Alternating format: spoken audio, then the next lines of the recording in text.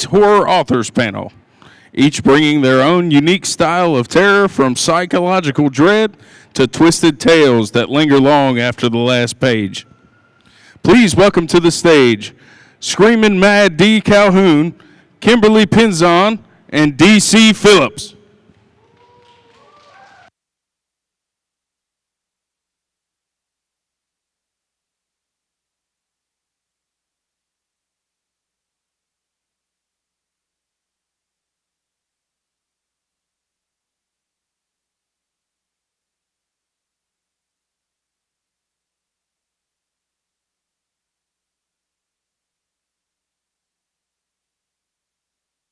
Hello. Hello. Okay, that sounds good. How's everybody doing today? Good. That's good. It's good. How are you guys? Excellent. Second Screamiverse. Happy to be here. My Screamiverse cherry is now popped. Oh, wonderful. Second time here. Really happy to be here again. So happy to see everybody. So excited. I'm gonna have you guys go down and introduce yourselves, and then we'll start the questions. So we'll start with you, and then come back to me. So I'm Kim Pinzon, and like I said, this is my second time here. Horror author, as they said already. I'm going to stop talking now. I don't know what else am I supposed to say. Good. My name's Dee Calhoun. I'm a singer, songwriter, and author from Frederick, Maryland. First time at this con, and happy to be here. Thank you. And I am DC Phillips, founder of Frightful Fables Press, home of stories that leave you screaming for more. And I'm Blake, just the host of this panel for today. All right, so let's start simple. How did each of you first fall in love with horror? Was there a specific moment, book, or experience that pulled you in? Maybe we can just continue the path back down to me.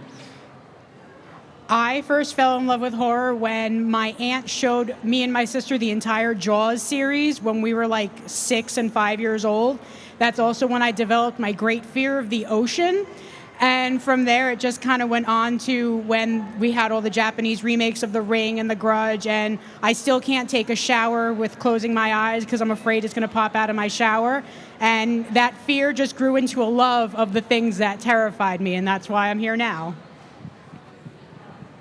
For me, it was my sister, who was a big horror nut, and when I was a wee lad, probably even preschool, she would show me on Creature Feature the original Fly, so I got very into Vincent Price and those sorts of things, and just kind of went from there. I was an avid reader earlier and discovered Poe at the book fair when I was a grade schooler, and just went from there. Love it. Yeah, I think similar to Dee, I've always just been drawn to dark and creepy things.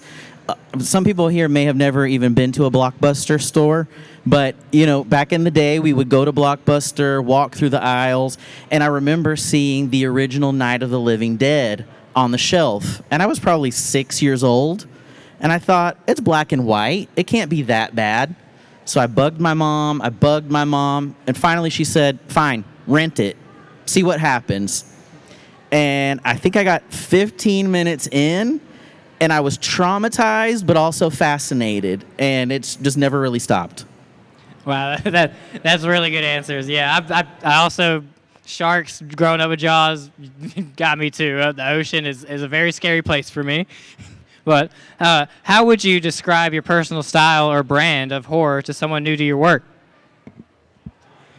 I guess my style is kind of eclectic. Right now I'm really into body horror, so I kind of write whatever I'm into in that moment. My newest story is underwater because I like to write about what I'm scared of. So the deep ocean, obviously, I'm going to be afraid of. And because I'm into body horror right now, I put that into it. I also like to include... I try to make everything on my covers bright. As you can see, I'm like the brightest thing in this room right now because I tried not to make it like just because it's horror doesn't mean that it has to always be dark, even though the stories themselves are dark. So that's kind of my brand. I'm like scary and dark, but I also want to be like kind of that cute kawaii. Like if you see any of my stickers, I have knives that say, I want to love you and stuff like that. So cute but spooky. That's great.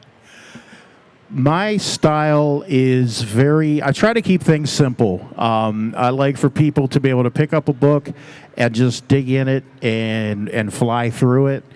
As far as my topics, I'm kind of all over the place. It's all dark fiction.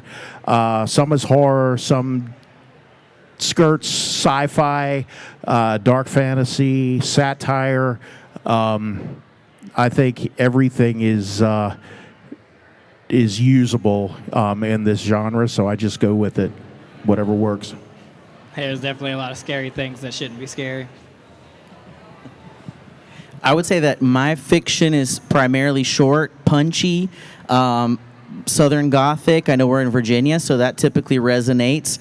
There are all kinds of dark secrets in the South. I think anybody you talk to has a family secret, right?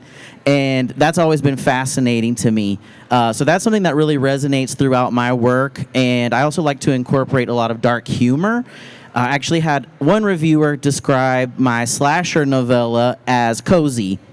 And at first I was a little confused, but I really appreciate that, and I understood it because, you care about the characters. There are some moments of levity, and I think that's what makes some of my favorite horror books and movies just timeless. Yeah, I agree. That's great. Let's see. What is one piece of your work you'd recommend as the perfect entry point for new readers?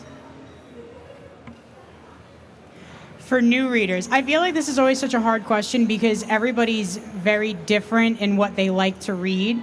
And every time I write a new book, I change which one I feel like you should start with. So I'm kind of biased right now because I have a new book coming out and it's the underwater one. So that would probably be the best entry. Also probably because my mom said it's my best book. And I'm just going to go with her opinion because she's very honest. And she's like, yes, this one's so much better than your other one. I didn't like that one because it was too predictable. I was like, thanks, Mother. You're only supposed to say nice things about my work. But my newest one, Abyssal, is probably where I would say to go into it at, unless you're into nonfiction. And then my nonfiction book is a good one for that. If you want to step into horror, I've had a lot of people say that even though they're not into horror, the way that I wrote my nonfiction about women in horror movies, it makes it really accessible to people that don't follow horror. So, you guys obviously all know horror. You're at a horror convention. So those are probably my two ones, either Final Girl, Redux, or Abyssal. Those are the entry points I would recommend. Probably one of the biggest questions we get asked is people, which one of these would you recommend? And my answer to that is always, what do you like more? Do you like short form? Do you like long form? Do you like stories? And then kind of go from there. A good starting point, when people ask me, what do you think's the best thing you've ever written? I always point to a story in a novelette collection. I grew up in a small town, and every small town back in those days had your corner grocery store with a gas station and the proprietor who is a part of the town and beloved by the town. And the gentleman from my hometown died a few years ago. And he was the type that would get up in the middle of the night, turn the pumps on for people so they could get gas. And it made me think, he obviously, all the years he ran that store, had to come across some very interesting, for lack of a better word, people needing gas in the middle of the night. So that was the basis of the story about the devil showing up for a tank of gas at 2 a.m. and where it goes from there. That's pretty interesting.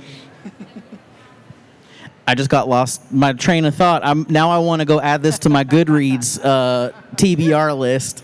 But I would say probably the title that I most often recommend at my table now is an anthology called Effigies and Incantations. And if you like cursed objects, haunted dolls, it's classic. We take that trope that's so beloved, but there are multiple subgenres covered. Kim has a wonderful story in it, as does her sister Laura, who's here this weekend. But I recommend that because, like Dee said, we're all different. We have different tastes. And so I think that's a nice sampler of cosmic horror, domestic horror. There really is something for everyone. Yeah, I guess it always depends on what interests you more as a reader and how often you do read your the books. Horror can be deeply personal. Do your stories tend to come from real fears, real experiences, or just pure imagination? I guess it's kind of a mix of both. And I feel bad constantly talking about Abyssal, but that's my newest one. That's the one that's in my head so much. Like I said, I'm afraid of the water. Like, I don't go in above my knees. If I went on a cruise one time, and the whole time, all I could think about was the boat flipping over and us sinking and being eaten by something in the water. So some of it does come from, like, my own personal fears, and some of it is just like, you're like, I have a short story where the reason why it came to me, I was driving down the road and I saw someone hitchhiking, and I was like, well, what if this hitchhiker was an evil spirit that would get people to pick him up, and then he would kill them and take their spirit back to his overlord or whatever. And that was just seeing someone on the side of the road. So sometimes it's just completely random stuff and it just builds in my head. And other times it's, wow, I'm really terrified of this thing. I was just saying to my sister, I hate elevators. I'm terrified of elevators. I need to write a story about elevators and how they murder people or something. But yeah, so it's a mix for me. A lot of my ideas will come from real life experiences. Of course, aside from the gent in the costume, I've never ran across a real werewolf that I know of. What I will pepper my stories with is you'll hear or you'll see or be told an obnoxious story, and you're like for instance, the first time I got married, the hotel gave our suite away. And I was jawing at the guy, and my soon-to-be father-in-law turned the corner, said, "Let me take care of this," and then proceeded to fake a heart attack. And he denies that to this day. This was almost 21 years ago. But we were given another suite for free, and the entire wedding party, guests, everybody, were comped breakfast the next morning. So that heart attack story ended up in one of my books. So anytime I hear a unique or a weird story, I'm like, that's going in a book someday. Just to add a little bit of flavor and realism and just quirkiness to everything. Now I know how to get my room comped for the weekend. Thanks for that. I was going to say the same thing. That's a great idea. Breakfast is already included, though, so not much of a win. So I mentioned family secrets earlier, and I think family stories definitely make their way into my work. And a really good example of that is in the next project that I'm working on. Should be out later this year. It's more of a young adult thriller. I'm kind of describing it as Fried Green Tomatoes meets I Know What You Did Last Summer. And a lot of it, I can't really tell too much, but there is some history in my family that relates to the Central State Hospital in Milledgeville, Georgia. I'm from Atlanta. And I was just talking to Kate earlier about the history of mental institutions in our region. I've done a lot of digging and a lot of research, so it's not quite historical fiction, and I'm not retelling family stories because I don't need to spill all the tea. My grandma would probably not be happy about that. But those themes definitely do make their way into my work. Yeah, that's really interesting. There is a lot of asylum history throughout a lot of states in America. But our next question, what does your writing process actually look like from idea to finished story? The idea is usually just something random that pops in my head. I'm like, oh, I really like this. So I might sketch out a little bit of the story. I do not really plot because then I get stuck plotting and I have all these points and I'm like, well, I need to get to here, but I'm over here. So how do I do this? So usually I know exactly how I want the story to end. I'll usually know how I want it to begin. And then there's usually one scene that I'm like, this must go in there. I don't care who, how, where, or what. This scene has to be there. And I'll start at the beginning and it just goes. And whatever comes out is what's on the paper. And then I either go back and I'll take stuff out or I'll put stuff in depending on where the characters went. My characters do not behave. That's why I like to kill them off. because sometimes I'm like, all right, you need to go here, and they're like, no, we're going over this way. So my writing process is usually a lot of just staring at the page and be like, how do I just go do what I want you to do? And usually I'm not sitting. I'm usually crouched up like this, hunched over the laptop like a gremlin, because, I mean, how else are you supposed to write and think? I am an outliner. I will sketch out the entire story and just, beginning and end. Actually, the last novel that I wrote, the first thing I wrote was the last chapter.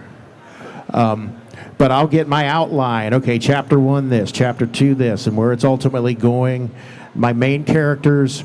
And then as you're writing and you need an incidental, town idiot at the gas station, if I go so far as to name him, he'll become part of the outline so that he's not George in chapter 3 and Jeff in chapter 8. But I do try to keep things very organized that way, because I would get lost, or I would end up way over there with no hope of getting back to here. So I do outline things a lot and go with that. Very similar process here. I would say I used to have 3, 4, 5 stories I tried to juggle. Then I would forget what was going on in story 1, like George, the guy at the gas station. And so I've kind of forced myself to stick to an outline and only have 1 or 2 projects that I'm working on at a time. I'm also big on handwriting things. And I will fill up a notebook, pray that I can read my handwriting later, but I feel like then when I go to type what I've handwritten, it's already sort of polished, and I'm already editing it as I go. So that's also the how, I think, is a big part of my process of handwriting versus typing straight into Word. I think it's all really good advice, and if there's anyone that wants to be a writer out there, should be taking some notes. But our next question, what is the hardest part of writing for you?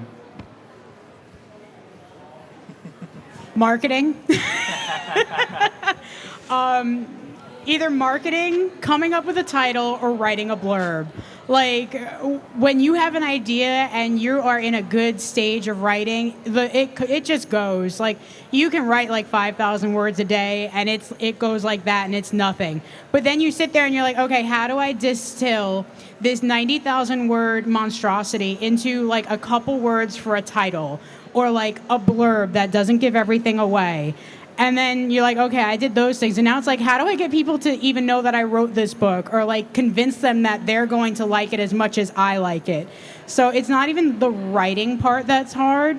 It's all the stuff that comes after that. Like, that's my least favorite part. If I could just write a story and make someone else come up with those 3 things, it would be great.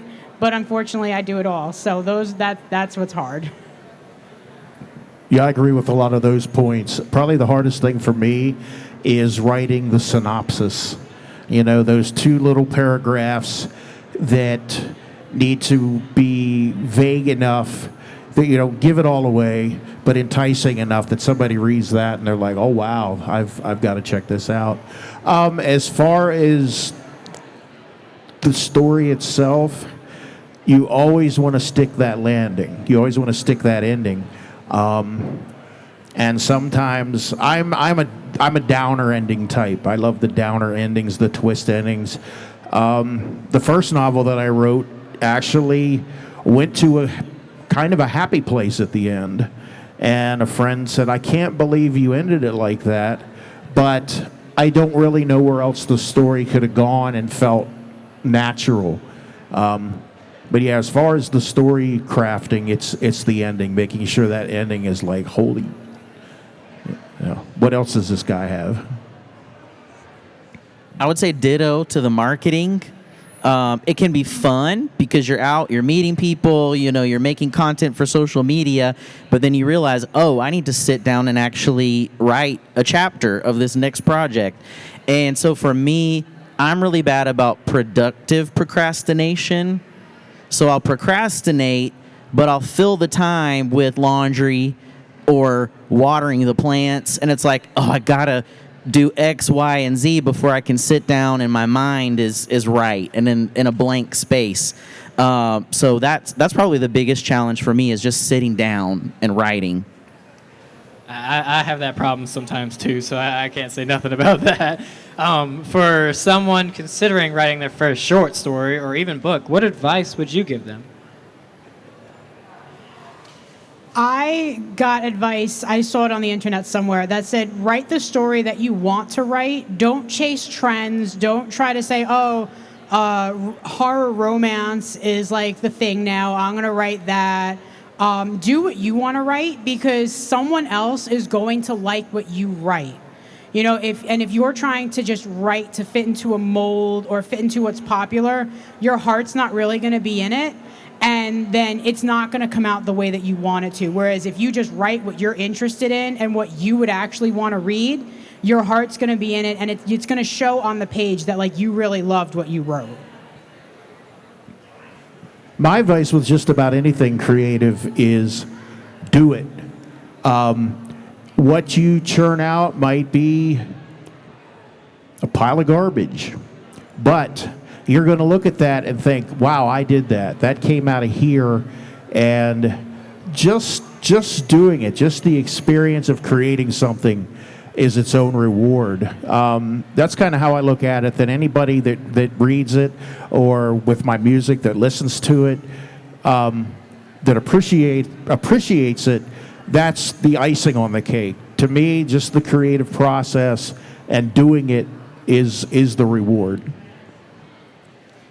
I would say power through self-doubt, because there are manuscripts, there are short stories I wrote in high school, and I shoved everything in a closet, and I said, I wrote that in high school. Nobody wants to read that. It can't be good. It can't be polished. But I started pulling things out, and there were actually some seeds there that I felt I could use, and I thought, oh, that's actually a pretty cool concept. So no matter your age or where you are, if you have a full-time day job and you say, I'm not a writer though, I do X, Y, and Z, power through that self-doubt, because if you get started now and like Dee said, you just start writing, you'll have something to work with. If you keep saying, no, I'm not really a writer, maybe one day when I have more experience, or maybe one day after I take this grammar class, you won't have a manuscript. Right? You won't have anything there that you can tweak and work with. So just do it. Yeah, that's the same for a lot. I feel like if everyone would just have that kind of mindset, a lot of things would get done. What trends are you currently seeing in horror literature right now? I think Kim already said romantasy is a big one. And it's not strictly horror, but everybody loves, romance between a werewolf and a vampire. It went away for a while, but I feel like it's definitely back. Yeah, romance, I think I read somewhere, someone was complaining about how popular romance was, and someone was like, well, it makes up 40% of what people read. So again, that's where it goes into, people are following the trends, and that's what they're writing. So I guess that's just a trend in general in like book world and whatever. But I guess in horror, I think one of the trends we're seeing more is like the change in the final girl. And like she's not necessarily the goody two-shoes anymore. Like she's an actual, real, developed person, which is my kind of final girl. I don't like when when they try to shoehorn them into a box. Because that's not a real person. I like when people write women, especially, as real characters and not just as a trope. And I know the tropes are what carry the stories, and that's what we really look for